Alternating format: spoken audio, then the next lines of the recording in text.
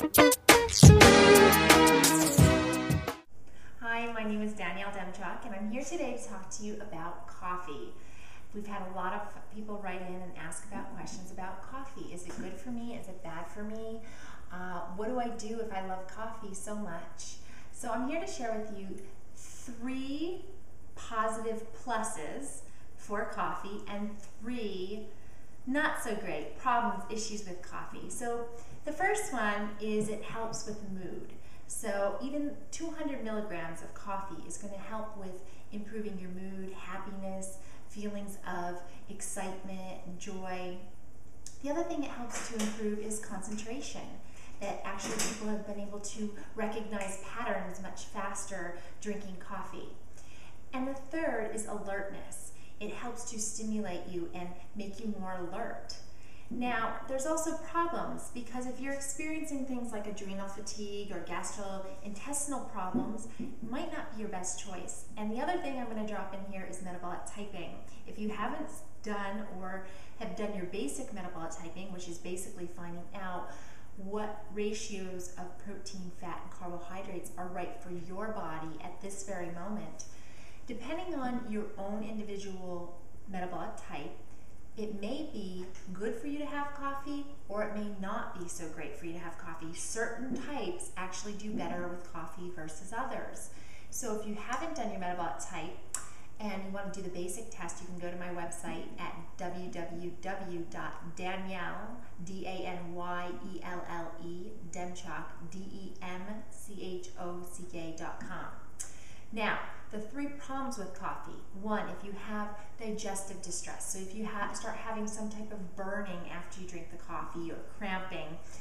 Another problem with coffee is it can create nutritional deficiencies. So the increased urination that it creates can also help to excrete calcium, potassium, and other trace minerals that could be very essential for you.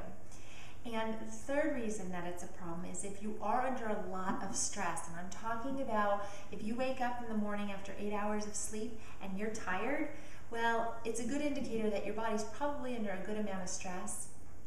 And what coffee does is it helps to extend cortisol. Cortisol is what is known as a stress hormone.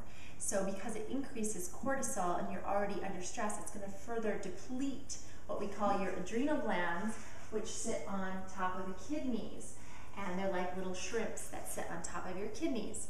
So if you can relate to having some type of fatigue and exhaustion, as well as your body's under quite a bit of stress right now, then your best choice would not be coffee. However, if you are truly addicted, there are ways to cut back. You can start by having half of your coffee with regular caffeinated coffee, and then some type of herbal tea, half of it herbal tea. And you can start to decrease the amount of coffee and add more herbal tea.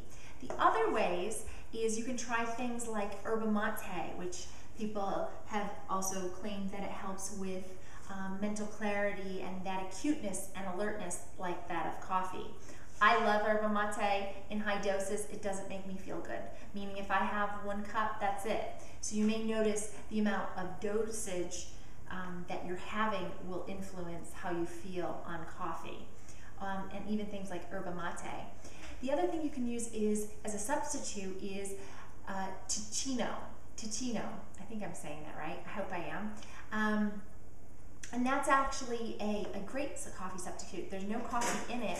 It will have things, that's my little doggie running in and out of her doggy door. It will have things like barley. However, and that actually does contain gluten. So if you're gluten-free, it's okay to have Ticino. However, you don't want to eat it, not that you would, but you don't want to literally eat it, because actually during the extraction process, when you brew it, the gluten doesn't get into the coffee. However, if you were to eat it, that would be a different story. So the third is herbal teas. The Republic of Tea is a great tea company. You can try that. And the last but not least, when you are getting your coffee, I want to just give you a couple tips about coffee. This is one of my favorites, and it's by Ultralife. You can find that at ultralifeinc.com. And this is Costa Coffee, and It's grown without pesticides, herbicides, fungicides. You want to find a really high quality coffee. Coffee's filled with tons of antioxidants, and so you want to find a high quality coffee, not just some generic coffee, because you won't get its added benefits of the antioxidants. And you want to also make sure you buy it in bean form. These are actually beans, and grind it yourself. You want to keep your coffee refrigerated in a nice, tightly sealed package. So if you want to use like a glass Tupperware, like a Pyrex, that's a great alternative. And again, when you're making sure you're grinding the coffee, because it can go rancid if you're not grinding it that day. And brewed coffee lasts about 5 days in your refrigerator. So enough with the tips. I hope you enjoyed that. I hope that answered a lot of your questions that you had written in and asked about. And remember, if you are going gluten-free, staying away from coffee will be really good to allow your digestive tract to start to do some healing if you are experiencing any type of gastrointestinal upset still while being gluten-free. Again, this is Danielle Demchuk. You can check us out and get your gluten-free cheat sheet at www.glutenfreeandgorgeousdetox.com. And I'll see you soon.